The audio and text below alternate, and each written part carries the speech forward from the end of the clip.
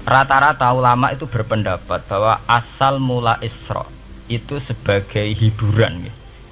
Hiburan dari Tuhan ya, Allah nyukani pelipur larang gini ku saat Nabi ngalami dua kesusahan ya. Itu periode Mekah itu periode tersulit Nabi karena beliau itu sudah minoritas ya, kaum minoritas kecil miskin, terus pendukungnya tidak ada. Satu-satunya yang menggaransi, yang menjamin Nabi tidak dibunuh itu karena beliau dilindungi oleh sinten pamanipun, gini sinten Abu Thalib.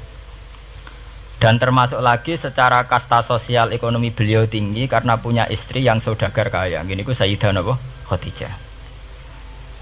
Tapi ternyata orang yang selama ini benar-benar di belakang Nabi, baik secara materi maupun moral, sing entek-entekan berjuang, ternyata wafat. Khadijah Abu Thalib wafat, terus dikenal tahun itu tahun Amul Husni, tahun kesusahan. Sudah gitu niki sing termasuk ilmiah. Sudah gitu secara ilmiah psikologis kejiwaan Nabi terguncang. Niki rungokno tenan niki ngaji nggih. Terguncang itu karena secara mitos nggih, keyakinane tiyang Arab niku pun kadung kedikte embek keyakinan yang ditanamkan ulama-ulama Yahudi dan Nasrani. Nggih, kula baleni malih nggih. Kafir Mekah itu orang-orang bodoh, orang-orang enggak terpelajar. Mereka itu punya satu mitos, satu keyakinan yang ditanamkan oleh tokoh-tokoh intelektual Yahudi maupun Nasrani.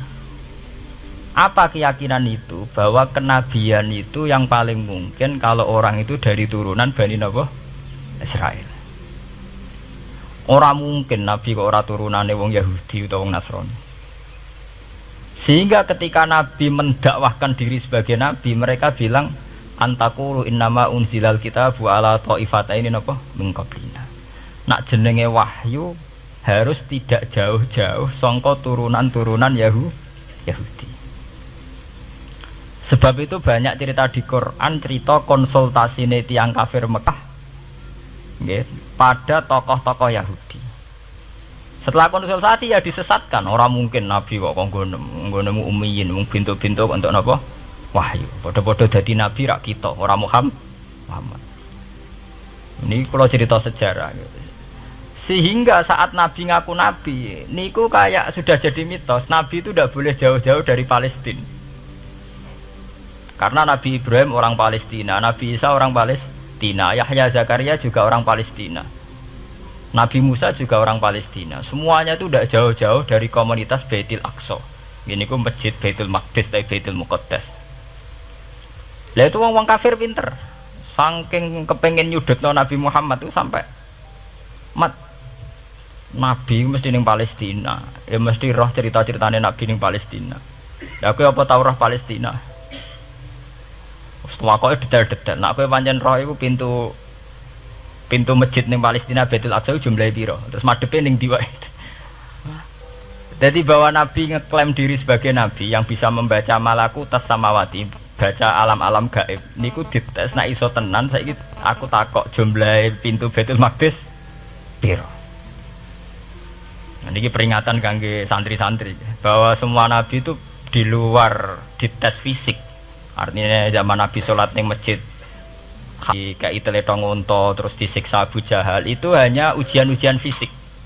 Tapi di luar itu sebetulnya Nabi juga mengalami ujian-ujian intelektual.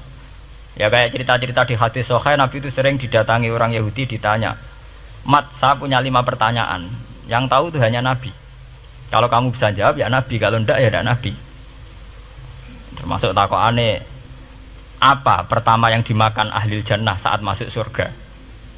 Takokane aneh-aneh. Terus kenapa anak itu kok kadang mirip bapaknya, mirip ibunya? So takokane aneh-aneh. Dan itu berlanjut terus sampai Nabi di periode Madinah. Nah sebab itu Nabi itu secara intelektual itu diasah Tuhan lewat proses Isra, di mana Nabi saat itu secara fasih bisa menjawab jumlah pintu Masjid Aqsa sekian. Perilaku Nabi Musa begini, wajahnya Nabi Musa begini, wajahnya Nabi Ibrahim begini.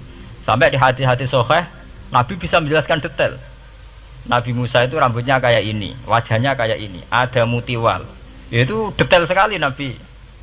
Sebab itu di sini diterangkan oleh Imam Suyuti, peristiwa Isra adalah peristiwa di mana Nabi berjumpa para sinten Nabi. Itu asal usulnya kenapa? Karena sudah kayak menjadi mitos, Nabi itu tidak boleh jauh-jauh dari tradisi Yahudi, tradisi Palestina. Paham gue ben sampean roh asal.